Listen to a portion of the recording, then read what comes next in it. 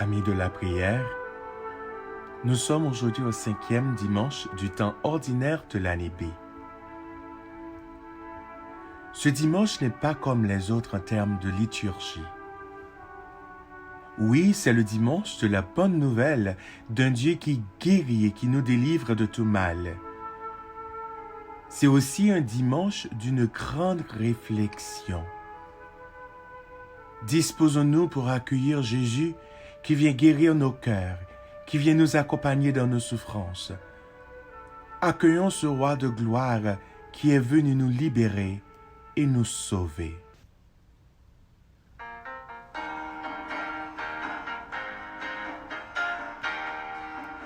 Venez chantons notre Dieu, lui le roi des cieux. Il est venu pour sauver l'humanité et nous donner la vie. Exulte pour ton roi Jérusalem, danse de joie. Il est venu pour nous sauver du péché. Exulte Jérusalem, danse de joie. Oui, parce que monde en est libéré. Exulte Jérusalem, danse de joie. Si Dieu est venu nous libérer, pourquoi souffrons-nous? Pourquoi la maladie? Pourquoi la mort? Peut-être une réponse serait à cause du péché de nos premiers parents et ce que nous commettons quotidiennement. Mais pourquoi Dieu ne guérit pas nos maladies? Pourquoi Dieu ne chasse-t-il pas nos souffrances? Pourquoi ceux qui le servent et croient en lui connaissent l'agonie? Dieu est pourtant capable de tout faire et nous allons l'entendre dans l'évangile d'aujourd'hui. Mais n'était-il pas mort pour nous sauver du péché? Si le Christ est mort pour nos péchés, pourquoi portons-nous la souffrance? S'il peut nous guérir, pourquoi souffrons-nous toujours? Est-ce que ces gens qui étaient guéris avaient plus de foi que nous autres aujourd'hui? Ou étaient-ils guéris parce que Jésus était au milieu d'eux? Exultons.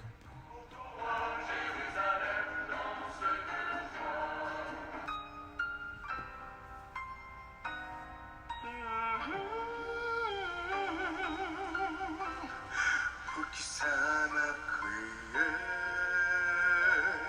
le haut, t'es venu pour bon la joie.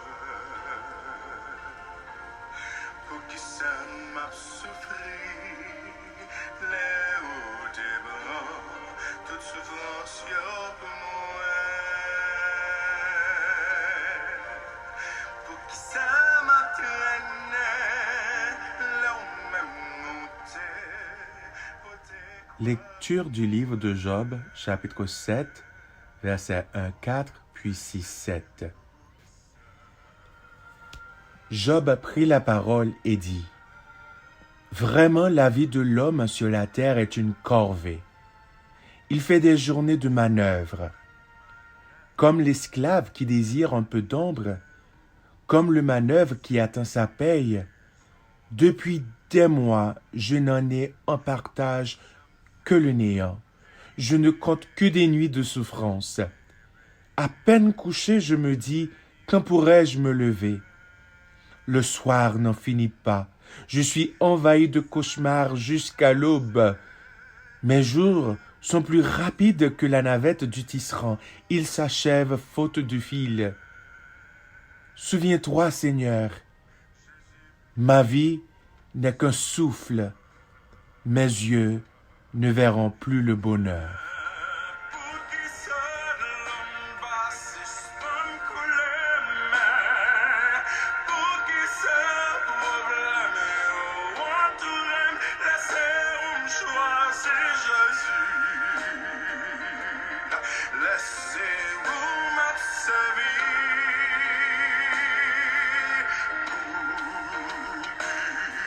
Soulagement, c'est pour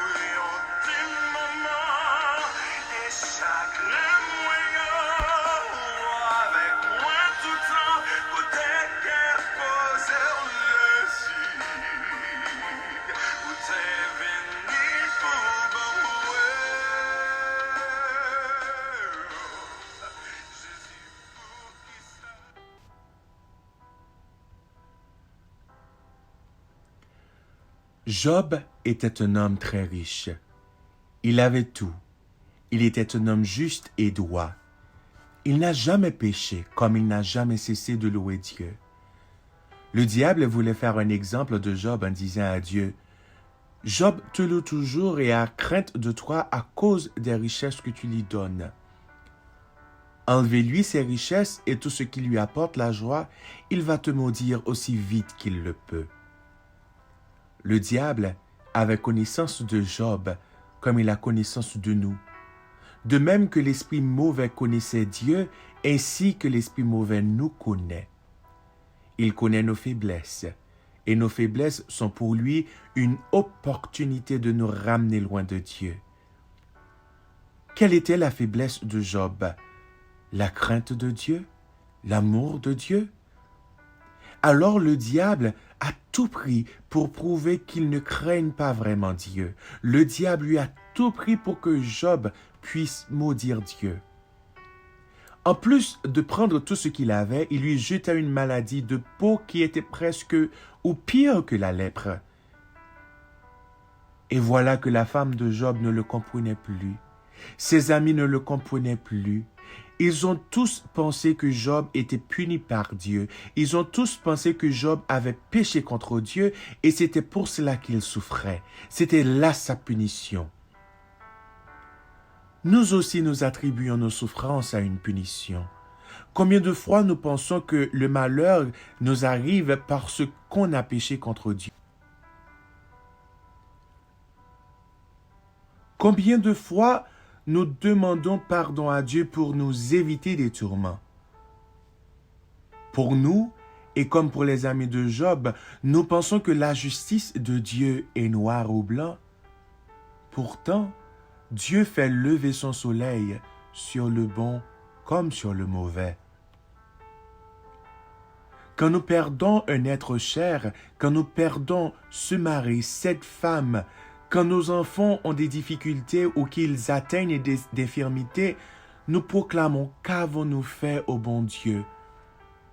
En effet, tout ce que nous sommes comme chrétiens, tout ce que nous éprouvons comme échec, comme malheur, comme maladie, comme souffrance, nous l'attribuons à la punition de Dieu. Même Job a crié ainsi devant Dieu. « Pourquoi je souffre, Seigneur? Je n'en ai rien fait de mal. Pourquoi tant de peine, Seigneur? » Job ne sait que redire sa souffrance physique, psychologique, morale, l'angoisse devant la mort prématurée et pourtant l'aurore de vivre, l'incompréhension de ses amis. Et pire que tout, le silence de Dieu.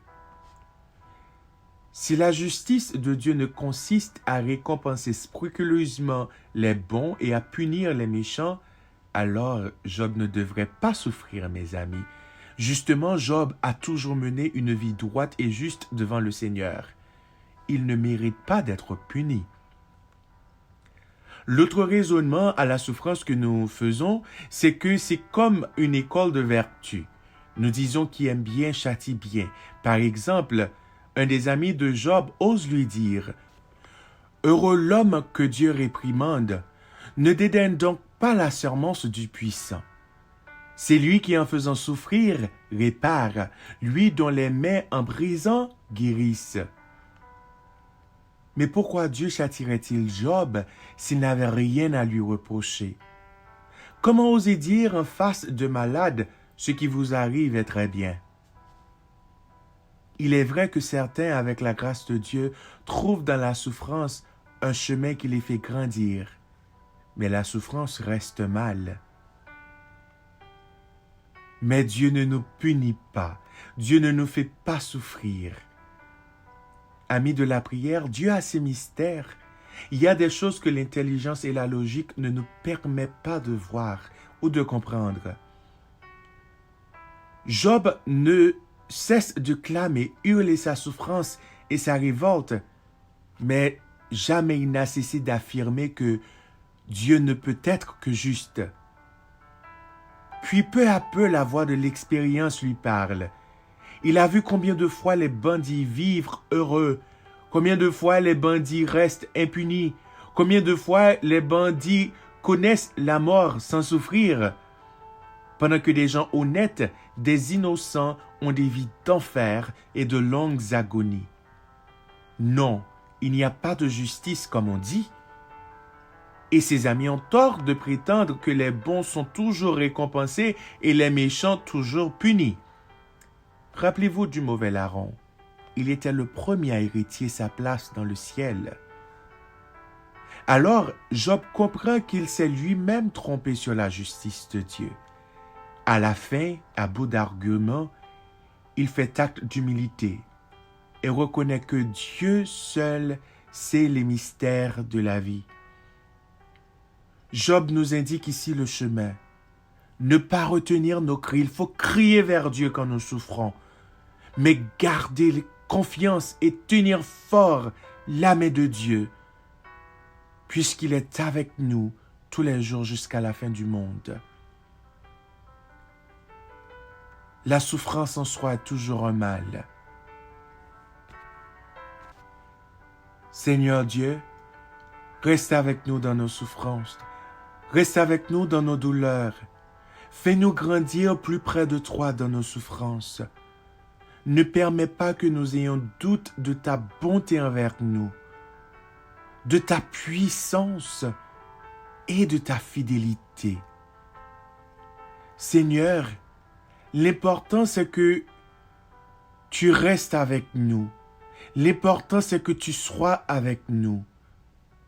Car avec toi, Seigneur, on a tout et on peut tout faire.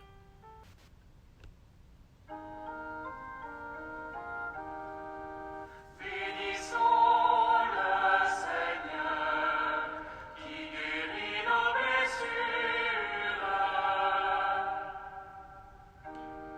Il est bon de fêter notre Dieu. Il est bon de chanter sa louange. Il guérit les cœurs brisés et éloigne leurs blessures. Il compte le nombre des étoiles. Il donne à chacun un nom. Il est grand, il est fort, notre maître. Nul n'a mesuré son intelligence. Bénissons le Seigneur qui guérit nos blessures. Le Seigneur élève les humbles et rabaisse jusqu'à terre les impies. Entonnez pour le Seigneur l'action de grâce. Jouez pour notre Dieu sur la cithare. Bénissons le Seigneur qui guérit nos blessures.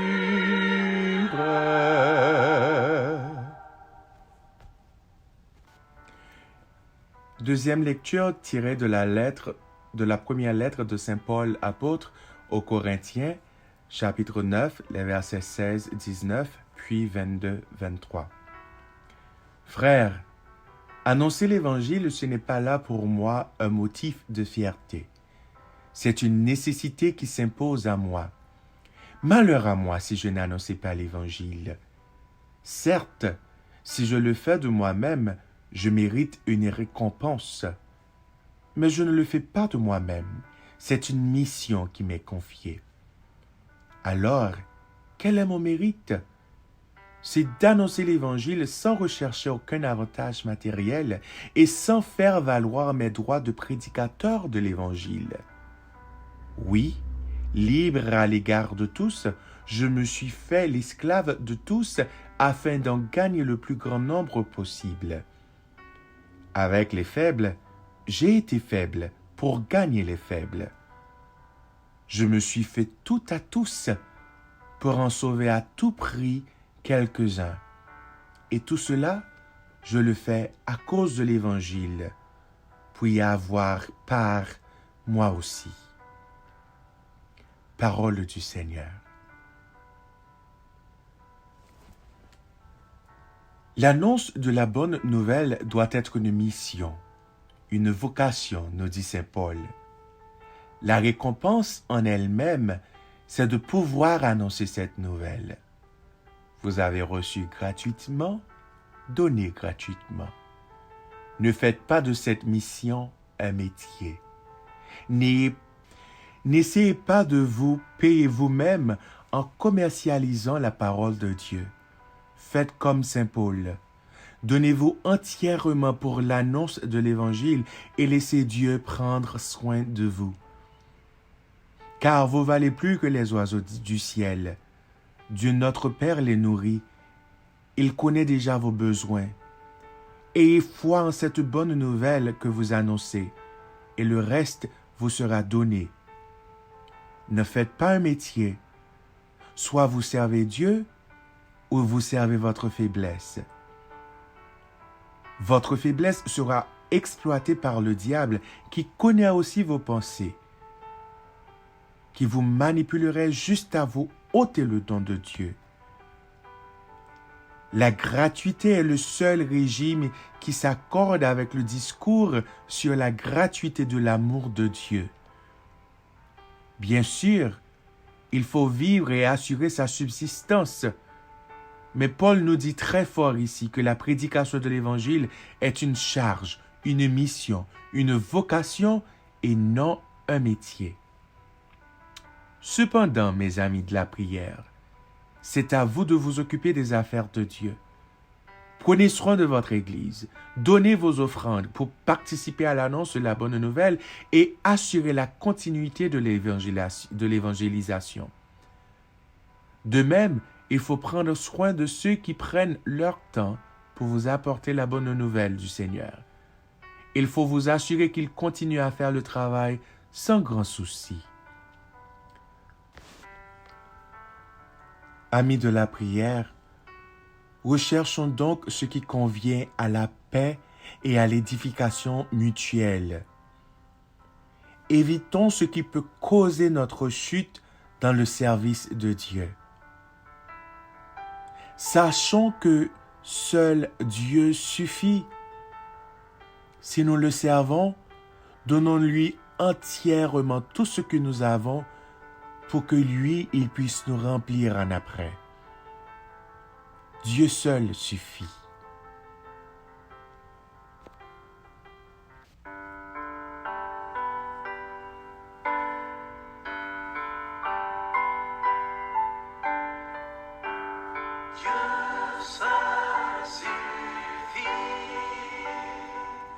Que rien ne te trouble mon âme, que rien ne t'effraie car tout passe.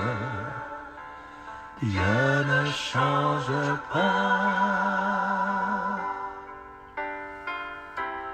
Dieu seul suffit.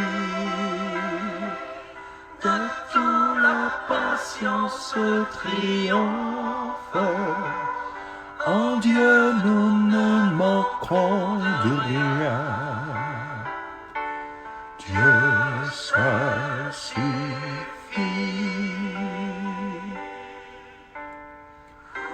Mon âme a soif de mon Seigneur.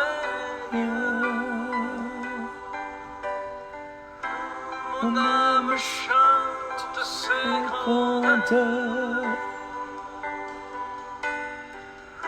Son feu vient de brûler mon cœur.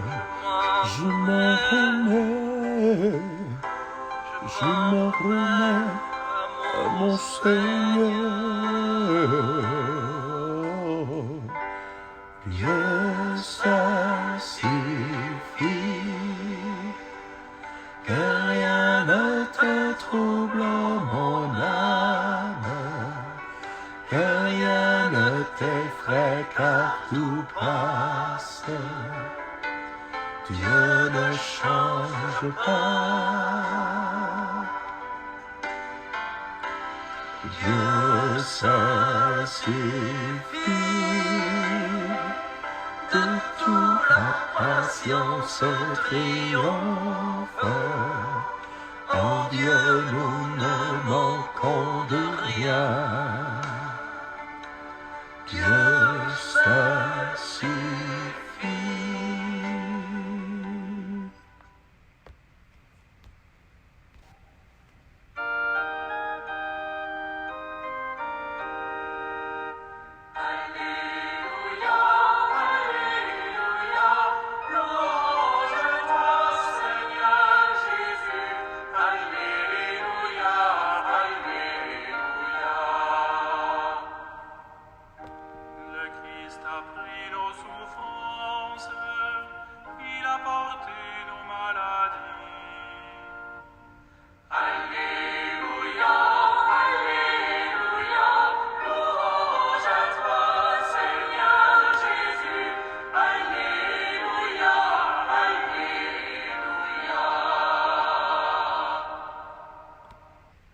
Évangile selon saint Marc, chapitre 1, les versets 29 à 39. En ce temps-là, aussitôt sortis de la synagogue de Capharnaüm, Jésus et ses disciples allèrent avec Jacques et Jean de la maison de Simon et d'André. Or, la belle-mère de Simon était au lit. Elle avait de la fièvre. Aussitôt, on parla à Jésus de la malade. Jésus s'approcha, la saisit par la main et la fit lever.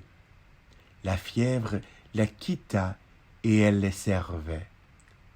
Le soir venu, après le coucher du soleil, on lui amenait tout ce qui était atteint de mal ou possédé par les démons. La ville entière se pressait à la porte. Il guérit beaucoup de gens atteints de toutes sortes de maladies, et il expulsa beaucoup de démons. Il empêchait les démons de parler parce qu'ils savaient, eux, qui il était. Le lendemain, Jésus se leva, bien avant l'aube. Il sortit et se rendit dans un endroit désert, et là, il priait. Simon et ceux qui étaient avec lui partirent à sa recherche.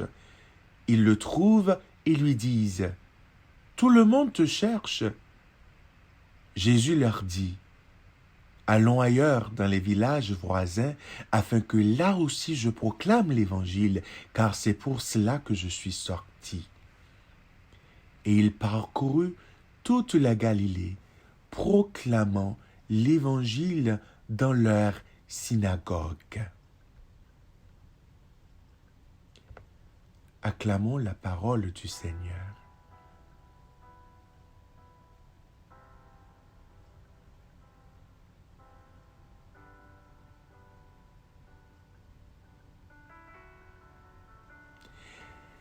Il guérit la mère de Simon de la fièvre qu'elle avait. On lui apportait tant d'autres malades et possédés. Au tombant de la nuit du sabbat, il les a tous guéris. Nous savons que Dieu ne change pas. Il est le même hier et aujourd'hui. Ce qu'il a fait pour les gens de Capharnaüm, il peut le faire pour toi et pour moi. Il peut nous guérir de nos maladies. Il peut nous guérir de nos souffrances. Il peut nous ôter le mal qui nous presse et qui nous empêche de voir sa gloire. Laissons-nous guérir par ce Jésus. Mais comprenons aussi, il ne fait pas que guérir nos maladies, mais il nous accompagne dans nos souffrances. Comme dans la première lecture, Dieu a accompagné Job. Il guérit le cœur qui est brisé, comme dans le psaume, pour que nous ayons la paix de l'esprit qui est plus important que la guérison du corps. Jésus n'est pas venu que pour faire des miracles, mais pour annoncer la bonne nouvelle de Dieu. La bonne nouvelle que saint Paul nous rappelle qui est plus importante que tout. À travers les miracles, Jésus attire la foule. Mais attire-t-il aussi leur cœur? C'est là l'ambiguïté des miracles, le risque de partir guéri sans avoir rencontré Dieu. Nous sommes tous des chercheurs de miracles. Nous sommes tous coupables de voir Dieu en action. Le problème dans tout cela, c'est de ne pas avoir un cœur converti, c'est de ne pas trouver Dieu, c'est de ne pas avoir un cœur qui porte la bonne nouvelle du royaume. C'est d'avoir un cœur concentré sur des signes et sur des prodiges et laissant Dieu derrière. Et quand Simon voudrait retenir Jésus en lui disant « Tout le monde te cherche », Jésus le ramène à l'essentiel, la prédication du royaume. Partons ailleurs dans les villages voisins afin que là aussi je proclame la bonne nouvelle, car c'est pour cela que je suis sorti. Or, si nous relisons le début de l'évangile de Marc, pour Jésus, annoncer l'évangile, cela consistait à dire « Les temps sont accomplis, le règne de Dieu est tout proche ». Les miracles sont les signes que le règne de Dieu est déjà là. Le risque de n'y voir que le prodigue, c'est ça le problème. Le royaume de Dieu est en toi. Le royaume de Dieu est en moi. Beaucoup d'entre nous cherchent des miracles. C'est pas mauvais d'en chercher. Mais le vrai miracle que nous devons chercher, c'est Dieu lui-même. C'est Dieu lui-même et ce Dieu-là se laisse trouver pendant qu'il en est un. La vraie guérison, c'est de chercher Dieu qui est plus que guérison. C'est de croire qu'il est capable de tout faire. C'est de croire que rien ne lui est impossible. C'est de ne jamais douter qu'il est le Tout-Puissant, même dans nos moments les plus noirs. Faisons confiance à Dieu, mes amis. Continuons à chercher sa face.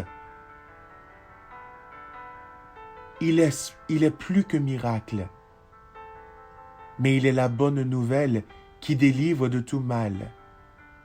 Une nouvelle qui dit que nous ne sommes pas seuls dans nos épreuves. Une nouvelle qui nous dit que Dieu est fidèle et qu'il ne nous abandonnera jamais.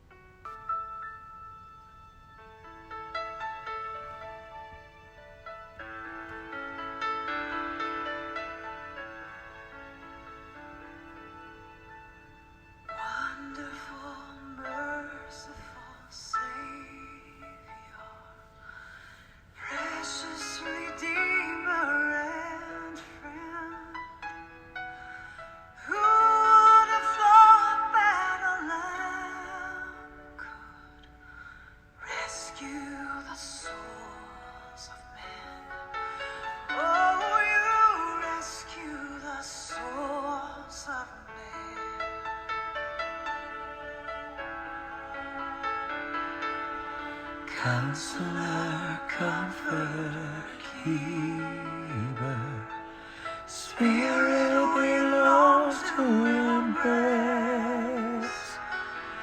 You offer hope when all hearts hopelessly lost the way.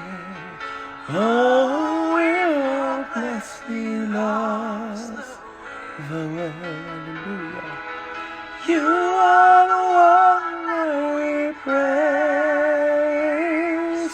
You are the one we adore. You give the healing and grace. Hearts always hunger for. Oh, hearts always hunger for. Notre Père qui es aux cieux, que ton nom soit sanctifié, que ton règne vienne, que ta volonté soit faite sur la terre comme au ciel. Donne-nous aujourd'hui notre pain de ce jour. Pardonne-nous nos offenses, comme nous pardonnons à ceux qui nous ont offensés. Ne nous laisse pas entrer en tentation, mais délivre-nous du mal. Car c'est à toi qu'appartiennent le règne, la puissance et la gloire pour les siècles des siècles. Amen. Almighty infinite Father, faithfully loving your own. Here in our weakness you find us, falling before your throne. Oh, we're falling before your throne. You are the one that we praise. You are the one we adore. You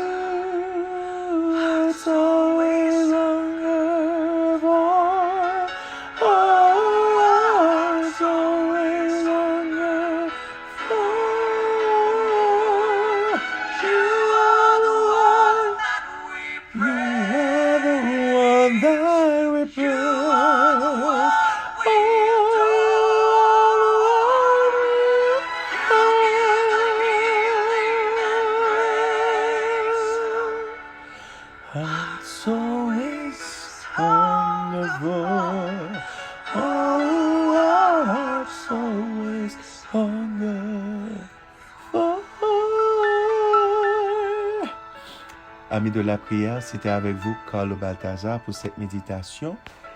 Prenez le temps cette semaine pour lire le livre de Job. Bonne semaine à vous tous.